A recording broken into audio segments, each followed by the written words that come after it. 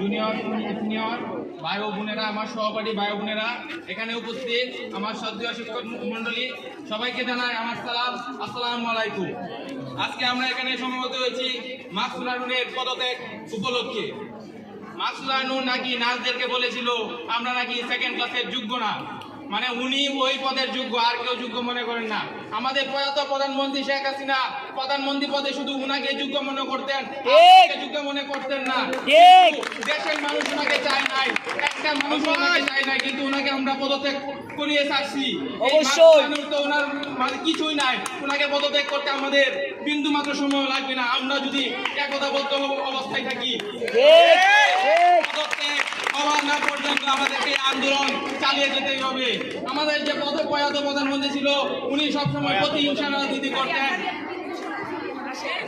ওনার যে পিতা ছিল শেখ মুজিবুর রহমান, উনি 1971 সালে বাকশাল বাংলাদেশ কৃষক শ্রমিক লীগ নামে একটি পার্টি গঠন করেছিল।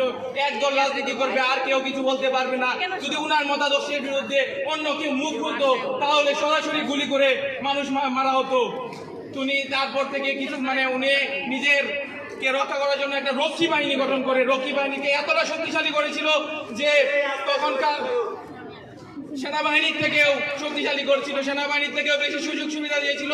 তারপর সেনাবাহিনীর মধ্যে ধীরে ধীরে খুবের দানা বড় হতে থাকে। তারপর কিছু সেনাবাহিনী সদস্যরা, কতিপয় বীর কিছু সেনাবাহিনীরা ওনাকে সপরিবারে হত্যা করে।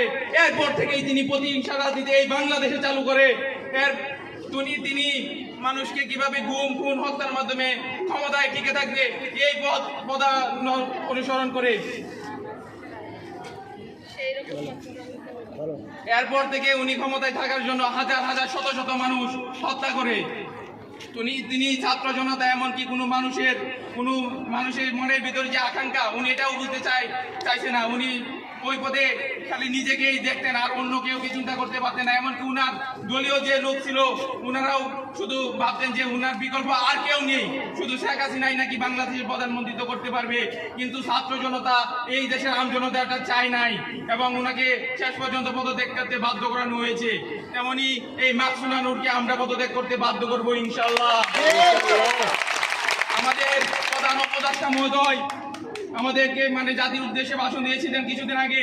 তিনি পুলিশ প্রশাসন, জনপ্রশাসন, দুর্নীতি দমন কমিশন এমন 4টা প্রশাসনে অভিভাবক নিয়োগ করেছেন সংস্কারের জন্য, কিন্তু আমাদের নার্সিং প্রশাসনে কোনো অভিভাবক সংস্কারের জন্য নিয়োগ করেন নাই। তিনি সবার উদ্দেশ্যে বলেছেন যে প্রত্যেকটা সেক্টরকে আপনাদের নিজ নিজ দায়িত্বে সংস্কার করতে হবে, তাহলে আমাদের নার্সিং সেক্টরকে আমাদের নিজ দায়িত্বে সংস্কার করা লাগবে। অভিভাবক নাই যে আমাদের সংস্কার করে দেবে, আমাদের সংস্কার আমাদের নিজ হাতেই করতে হবে। আর এই বিপ্লব কিন্তু বারবার আসবে না। এই বিপ্লবী সুযোগকে যদি আমরা কাজে লাগাতে না পারি, আমরা কখনো কিন্তু আমাদের এই প্রতিষ্ঠান, আমাদের এই সেক্টর সংস্কার করতে পারবো না। এই বিপ্লব যাতে হাতছাড়া না হয় তাই সবাইকে আমাদের সংঘবদ্ধ থাকতে হবে। তাই আমাদের এই আন্দোলনে সফল হয় সবাই সচেষ্ট থাকবে এই আশা ব্যক্ত করে আমি আমার সংক্ষিপ্ত বক্তব্য এখানে শেষ করলাম। আসসালামু আলাইকুম।